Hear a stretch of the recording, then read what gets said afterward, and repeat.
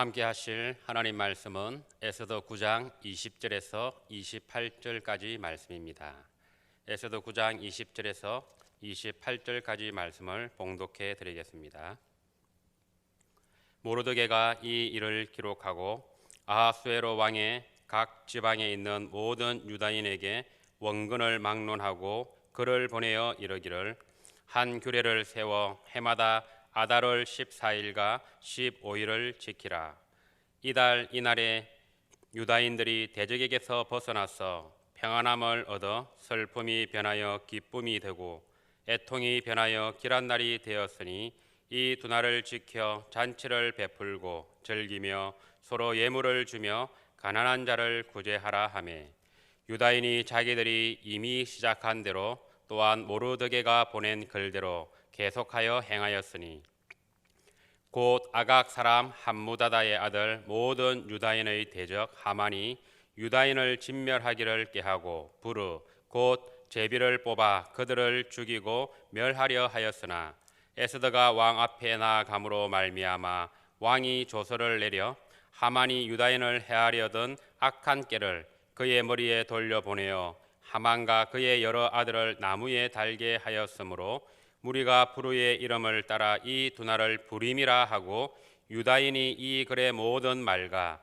이 일에 보고 당한 것으로 말미암아 뜻을 정하고 자기들과 자손과 자기들과 하합한 자들이 해마다 그 기록하고 정해놓은 때 이 두 날을 이어서 지켜 패하지 아니하기로 작정하고, 각 지방 각 업 각 집에서 대대로 이 두 날을 기념하여 지키되 이 부리미를 유다인 중에서 패하지 않게 하고 그들의 후손들이 계속해서 기념하게 하였더라.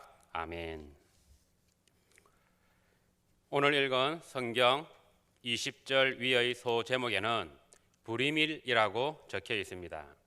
성경에는 드라마틱한 사건, 즉 극적인 사건들이 종종 나오고 있습니다. 그 중에서도 에스더서에 기록된 이 부리밀과 관련된 일이 극적인 사건 중에서도 극적인 사건이 아닐까요? 이제 에스더서도 4월 8일 수요일에 1장부터 시작해서 이제 9장으로 마무리되어져 가고 있습니다. 남은 에스더 10장은 3절 말씀으로 마무리하고 있습니다. 오늘 읽지 않았지만 9장 1절을 한번 보게 되면, 아달월 곧 12째 달 13일은 왕의 어명을 시행하게 된 날이라, 이렇게 시작하고 있습니다. 아달월 12째 달 13일이 바로 결전의 날이 됩니다. 왕의 어명이 시행하게 된 날인데, 여기에서 왕의 어명이 하나가 아니라 2개가 있다라는 것입니다. 첫 번째, 왕의 어명이 있는 조서가 도착했고, 또 두 번째, 왕의 의명이 적힌 조서가 도착을 했던 것입니다. 첫 번째는 에스더서 3장 12절에 보면 나와 있습니다. 첫째 달 13일에 왕의 서기관이 소집되어 하만의 명령을 따라 이렇게 아하수에로 왕의 이름으로 조서를 씁니다. 1월 13일에 어떤 조서를 썼냐 하면, 12째 달 곧 아달월 13일, 즉 결전의 날인 12월 13일 하루 동안에는 모든 유다인을, 젊은이, 늙은이, 어린이, 여인들을 막론하고 죽이고 도륙하고 진멸하고 또 그 재산을 탈취하라 하였습니다. 그리고 두 번째, 왕의 명의로선 또 조서가 도착하는데, 그것은 하만이 적은 것이 아니라 모르드게가 적은 것입니다. 에스더 8장 9절 이하의 말씀에 보면 나와 있는데요, 그 내용은 이렇습니다. 유다인들에게 그들에게 허락하여서 그들이 함께 모여 스스로 생명을 보호하여 각 지방의 백성 중 세력을 가지고 그들을 치려하는 자들과 그들의 처자를 죽이고 도륙하고 진멸하고 그 재산을 탈취하게 하라는 것입니다. 즉 유다인들에게 서로 힘을 모아서 함께 모여서 자신들을 치려고 하는 유다인의 대적들을 그렇게 하라는 것이죠. 그 날짜도 똑같이 아달을 곧 12월 13일 하루로 정했다라는 것입니다. 하만이 적은 첫 번째 왕의 명령이 담긴 조서는 니산을 13일, 즉 1월 13일에 출발을 했었고요. 모르드게가 적은 두 번째 왕의 어명이 적힌 그 조서는 시완을 23일, 3월 23일에 출발을 했다라는 것입니다. 유다인들이 처음 하만이 적은 그 왕의 의명, 그 조서를 읽고는 엄청 놀랐었겠죠. 극심한 슬픔과 애통의 시간을 보내었던 것입니다. 두 번째 조서가 도착하기까지 약 2개월 10일이라는 시간이 지났으니까 그 기간 가운데에 이 각도에 흩어져 있는 유다인들은 이 믿을 수 없는 왕의 명령을 보고 잠도 오지 않고 걱정이 가득 차 있었을 것입니다. 또 유다인들의 대적들은 이 2개월 10일간 그들을 조롱하고 멸시하고 또 위협을 했을 것입니다. 너희들 아달을 13일만 되면 너희들을 완전히 끝내버릴 것이다. 완전히 진멸하고 너희가 모은 모든 재산들을 다 우리가 탈취해버릴 것이다 라고 그런 말들을 했었겠죠. 하지만 상황이 바뀌게 되었습니다. 이제 두 번째 왕의 명령이 담긴 조서가 도착했을 때는 그 분위기와 그 상황이 완전히 바뀌었다는 것입니다. 그러니까 3월 23일에 그 왕의 명령이 출발을 했으니까 그때부터 시작해서 결전의 날인 12월 13일 대략 9개월 정도의 시간은 이제는 유다인들이 고통스러운 날을 보낸 것이 아니라 유다인의 대적들이 더 긴 시간인 9개월 동안 또 새로운 왕의 명령을 보고 그들은 놀랍고 두려움 가운데에 있었을 것입니다. 왕의 반지로 인친 이 두 개의 조서는 변개할 수도 없고 고칠 수도 없었기 때문에 첫 번째 거나 두 번째 거나 다 유효하다라는 것입니다. 두 번째 조서가 도착했다고 해서 첫 번째 조서가 무효가 되는 것이 아니라 왕의 인장이 찍힌 것은 변개할 수 없기 때문에 두 가지가 다 시행할 수 있었다는 것이죠. 그러니까 첫 번째 조서를 따라서 유다인의 대적은 유다인을 죽일 수가 있는 것이고 두 번째 조서에 따라서 유다인들이 유다인의 대적을 죽일 수 있다는 것입니다. 9장 1절에 시작한 바로 이 아달을 13일 12월 13일은 목숨을 건 전쟁이 시작되는 날이라는 것입니다. 수산성에는 하만의 10아들이 이미 그 아버지 하만을 죽인 유다 민족에게 야 우리가 그냥 순순히 죽기만을 기다리지는 않을 것이라는 것이죠. 우리는 첫 번째 왕의 명령이 있기 때문에 우리는 불법이 아니라 그 유다인을 죽일 수가 있다라는 것입니다. 철저하게 준비하고 모을 수 있는 모든 세력들을 다 모아서 결전의 그 날에 첫 번째 조서의 명령을 따라 유다인에게 공격할 수 있었다라는 것입니다. 각도에 흩어져 있는 유다인의 대적들도 마찬가지죠. 그들은 야 우리가 잘못했으니까 빨리 죽여주세요 이렇게 나오지 않았을 것입니다. 자신의 목숨이 걸려있기 때문에 그들은 어떻게 하든지 유다인을 제압하기 위해서 온 힘을 다 모았을 것이죠. 그러니 이 12월 13일은 극도의 긴장감으로 서로 대치하는 날이 되었던 것입니다. 여기에서 우리는 놓치지 말아야 할 것이 있는데요. 이 살다 보니까 이렇게 기가 막힌 일들을 다 겪는구나. 우리와 상관없는 일이라 이렇게 생각하기가 쉽다라는 것이죠. 살아가면서 저런 특별한 상황을 겪는다라는 것은 정말 평범한 것은 아닌 것 같아. 하지만 우리는 이런 생각을 하면서 속으면 안 된다라는 것입니다. 지금 살아가고 있는 바로 이 세상, 우리가 살고 있는 이 시대가 사실은 가장 영적으로 우리의 영원한 생명을 건 바로 그런 전투가 펼쳐지고 있다라는 사실을 간과해서는 안 된다라는 것입니다. 출애굽 당시 하나님을 절대적으로 신뢰하지 못하고 또 주변의 상황과 일신의 안위를 위해서 순수한 신앙을 버렸던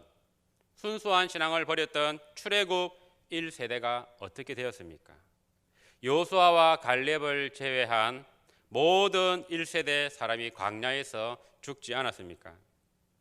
지금 이 시대에 하나님께서 이 한국 교회를 향하여 믿음이 있는 자들, 진실로 나를 의지하고 또 나를 따르는 자가 어디 있느냐라고 찾으실 때 하나님께서는 한국 교회에는 참된 신앙의 사람들이 너무나도 많구나, 그 수를 헤아릴 수가 없이 많구나, 이렇게 말씀을 하실 것인지, 아니면 예레미야 5장 1절에 있는 말씀처럼 너희는 예루살렘 거리로 빨리 다니며 그 넓은 거리에서 찾아보고 알라. 너희가 만일 정의를 행하고 진리를 구하는 자를 한 사람이라도 찾으면 내가 이 성읍을 멸망하지 아니하고 용서하리라. 우리가 처해 있는 상황은 어떤 상황일 것 같습니까? 진실로 나를 믿는 자들이, 진실로 나를 의지하고 따르는 자들이 너무나도 많이 있구나, 이런 상황이 우리가 처해 있는 상황일까요?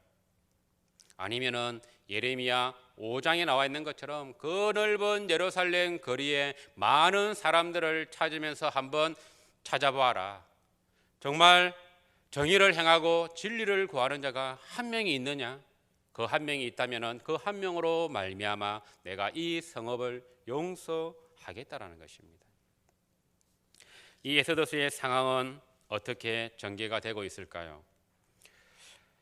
결전의 날인 그 9장 1절 이후에 2절부터는 두 그룹이 서로를 죽일 수 있는 그런 상황 가운데에 힘의 방향이 바뀌고 있는 것을 전개하고 있는 것입니다. 9장 2절 이하 말씀을 보게 되면 유다인들이 아하수에로 왕의 각 지방 각 읍에 모여 자기들을 해하고자 한 자를 죽이려 하니까 모든 민족이 이 유다 민족을 두려워하였다라는 것입니다. 예전에는 조롱과 멸시하고 힘없는 그런 민족이 이제는 모든 민족을 두려워하게 하는 그런 존재가 되어 있었다라는 것이죠. 능히 막을 자가 없다라는 것입니다. 그리고 각 지방에 있는 모든 지방관과 대신들과 총독들과 왕의 사물을 보는 자들이 모르드게를 두려워하였기 때문에 모두가 유다인을 도왔다라는 것입니다. 모르드게가 왕궁에서 존귀하여지고 점점 장대하게 되니까 이 모르드게의 명성이 각 지방에 모르는 사람이 없었다라는 것이죠. 그들은 고위 간직자부터 하급의 그 간직자들까지 힘의 방향이 바뀌었다라는 것을 알았다라는 것이죠. 하만에게서부터 모르드게로 옮겼다라는 것을 그들은 깨달았던 것입니다. 우리말 속담에도 정성의 개가 죽으면 문전에 줄을 서고 정성이 죽으면 아무도 찾아오지 않는다라는 말처럼 그들은 지금 죽어버린 그 하만의 그 줄에 서야 되는 것인지, 아니면 점점 존귀하여지고 점점 창대하여지는 이 나라의 제2인자인 모르드게의 그 줄에 서는 것이 자신들이 살 길인지를 알고 있었다라는 것이죠. 그렇기 때문에 이 아달월 13일 두 왕의 조서가 시행되는 결과 어떻게 되었습니까? 유다인들의 완전한 승리가 이렇게 펼쳐지게 되었다라는 것이죠. 수산성에서는 유다인의 대적 500명을 죽이고 또 하만의 10아들을 죽였습니다. 그리고 수산성에서는 하루를 더 연장해서 또 300명을 추가로 더 죽일 뿐만 아니라 하만의 10아들을 나무에 매달므로 말미암아서 하만의 그 모든 세력과 힘이 완전히 멸망했다는 것을 모든 사람들에게 보여주었던 것이죠. 수산성뿐만 아니라 각도에 흩어져 있는 유다인의 대적 7만 5천 명이 죽임을 당했던 것입니다. 유다인들의 완전한 승리였던 것이죠. 그래서 이날을 기념하여 불임일을 제정하였던 것입니다. 오늘 읽었던 바로 9장 20절에서 또 그 이후에 불임일에 대한 그 내용들이 기록되고 있는 것입니다. 20절 말씀을 보면 모르드게가 바로 이 일들을 기록하고 아하수에로 왕의 각 지방에 있는 모든 유다인에게 원근을 막론하고 글을 보냈다라는 것입니다. 멀리 있는 곳이나 가까이 있는 곳이나 모두 다 이렇게 글을 보내어서 한 규례를 세워 해마다 너희들은 아달월 14일과 15일을 지키라. 이 날이 어떤 날이냐? 바로 이 유다인들이 대적들에게서 벗어나서 평안함을 얻은 날이라는 것입니다. 슬픔이 변하여 기쁨이 되고 애통이 변하여 길한 날이 되었던 바로 이 날을 불임일이라고 한 것이죠. 바로 이 불임일의 그 유래는 이 하만이 유다인들을 진멸하기 위해서 주사위 곧 제비를 뽑았는데 그 제비를 부르라고 말을 했고 그 부르의 복수형이 불임이라는 것입니다. 그래서 불임일이라고 이렇게 이름을 정했던 것이죠. 그리고 이것을 한 번만 시행하는 것이 아니라 계속해서 잊지 않고 해마다 아달월 14일과 15일이 되면 흩어져 있는 각도에서는 바로 이 불임일을 지켰다라는 것입니다. 유다인들은 이 일들을 겪으면서 그들의 지위가 변화되었다라는 것을 알게 되었던 것이죠. 원래 그들의 지위는 어떤 지위였습니까? 포로의 신세고 공격받을 대상이었으며 죽을 운명의 그 유대인들이 모르드게가 총리가 됨으로 말미암아 모르드게가 또한 존귀하게 되고 그 명성이 또한 창대하게 됨으로 말미암아 그들의 지위도 같이 올라갔다라는 것입니다. 하물며 예수 그리스도로 말미암아 우리의 지위는 어떻게 달라졌을까요? 예수님도 사탄을 상대로 완전한 승리를 이루셨던 것입니다. 우리는 예수 그리스도의 공로로 말미암아 우리의 공로가 아니라 예수 그리스도의 공로로 말미암아서 원수에게서 죄의 속박에서 해방이 되고 자유를 누리게 되었다라는 것입니다. 하나님께서 이스라엘 백성을 노예된 그 애굽에서 약속의 땅으로 인도하셨던 것처럼 예수 그리스도를 믿는 자들에게 죄의 짐을 풀게 하시고 참 자유와 하나님의 자녀가 되는 그런 권세를 주셨다라는 것입니다. 그렇다면 슬픔이 변하여 기쁨이 되는 원인이 어디에 있는 것일까요? 오늘 말씀의 제목이 슬픔이 변하여 기쁨이 되고 있는데 슬픔이 변해서 기쁨이 되는 그 원인이 우리가 죽을 뻔했는데 살아났어. 이것이 기쁨의 원인일까요? 물론 1차적으로는 그렇습니다. 하지만 여기에서 우리가 죽을 뻔했는데 다시 살아났다. 이것이 우리 기쁨의 원인이라면 여기에서 멈추어 버린다면 진정한 기쁨의 원인을 우리는 놓쳐버리고 만다라는 것입니다. 슬픔이 변해서 기쁨이 되는 원인이 무엇일까? 애통이 변하여 기람이 되는 그 길한 날이 되는 원인이 무엇일까? 신음이 변해서 축제의 날이 된 그 원인은 무엇일까? 그것은 우리가 죽었다가 살아났기 때문에 그 이유가 되는 것이 아니라 하나님께서 함께 하셨다라는 그 이유가 바로 기쁨의 원인이 된다라는 것입니다. 보이지 아니하시는 하나님께서 이 이스라엘 백성의 구원의 날 불임일을 계획하셨다라는 것입니다. 작정하셨다라는 것입니다. 그리고 이 모든 가정 가운데에 구름 기둥 불 기둥처럼 하나님께서 앞서 행하셨고 그들의 뒤를 다 봐주셨다라는 것이죠. 임마누엘 하나님이 함께 하심으로 말미암아 슬픔이 변하여 기쁨이 된 참된 이유가 여기에 있다라는 것입니다. 애통이 변하여 길한 날이 되고 그 신음 소리가 변해서 축제의 기쁨의 함성을 외치게 된 바로 그 분이, 그렇게 한 분이 하나님이시라는 것, 그 하나님이 이스라엘 백성과 함께 하셨다라는 것이 진정한 이유가 되어야 한다라는 것입니다.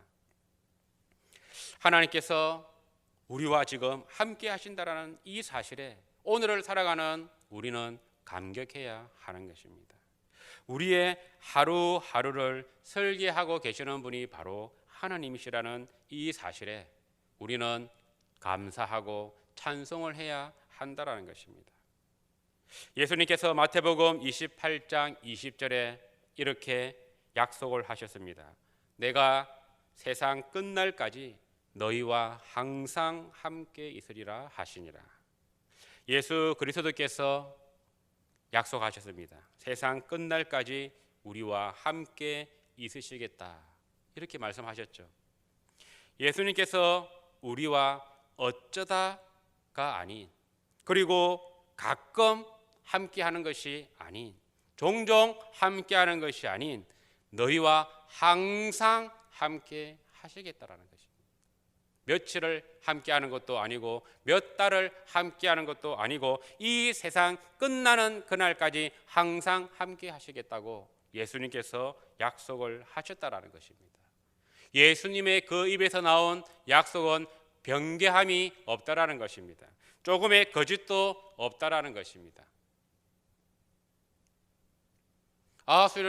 아하수에로 왕의 그 인장이 찍힌 것은 왕이라 할지라도 고칠 수 없는 것처럼 예수 그리스도의 입에서 나오는 약속의 말씀, 하나님의 그 입에서 나오는 약속의 말씀은 이 세상 어느 누구도 고칠 수가 없다라는 것입니다. 그대로 시행이 된다라는 것이죠. 이것이 바로 우리가 믿음의 삶을 살아가면서 누리는 영원한 기쁨의 원인이 된다라는 것입니다.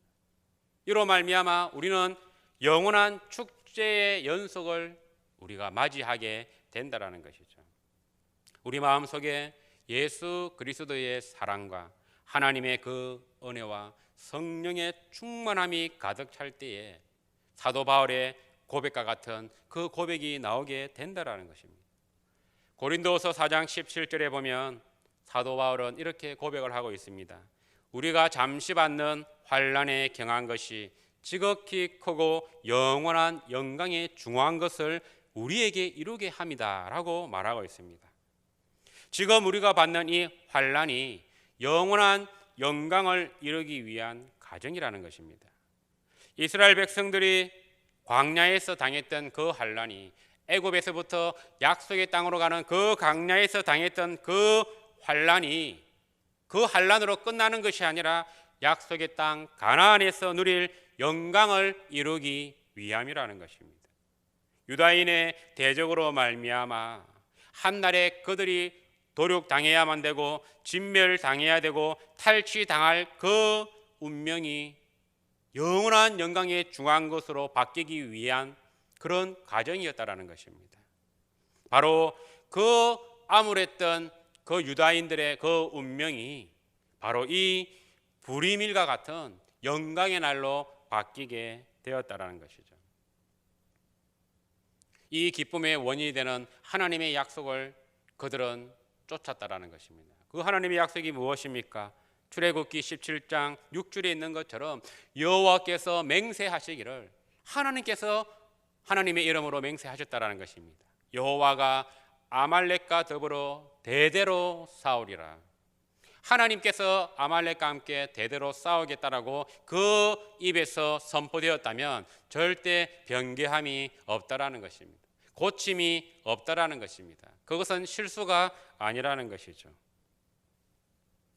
에스더 우리 읽었던 9장 27절 28절 말씀은 이렇게 마무리를 하고 있습니다. 뜻을 정하고 자기들과 자손과 자기들과 화합한 자들이 해마다 그 기록하고 정해놓은 때 이 두 날을 이어서 지켜 패하지 아니하기로 작정을 했다라는 것입니다. 야, 우리 이거 몇 년만 하고 끝내자, 그것이 아니라 계속해서 기념하게 하였다라는 것입니다.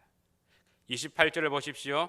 각 지방, 각 읍, 각 집에서 대대로 이 두 날을 기념하여 지키되 이 불임일을 유다인 중에서 폐하지 않게 하고 그들의 후손들이 계속해서 기념하게 하였더라.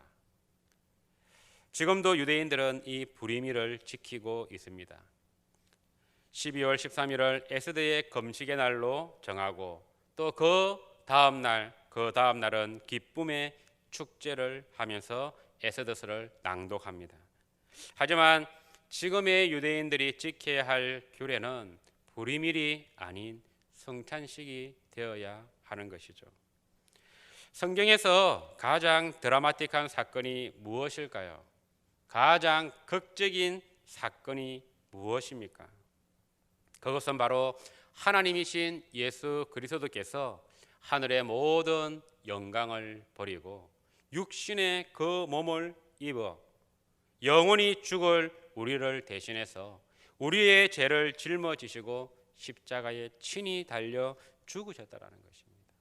죽음에서 승리하고 부활의 첫 열매가 되신 사건, 바로 그 사건이 성경에 있는 모든 극적인 사건 가운데 가장 극적인 사건이라는 것이죠.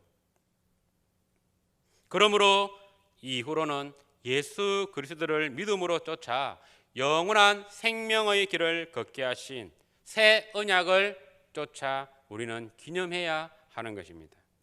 고린도전서 11장 23절에서 26절의 말씀을 보면 사도 바울은 이렇게 증거하고 있습니다.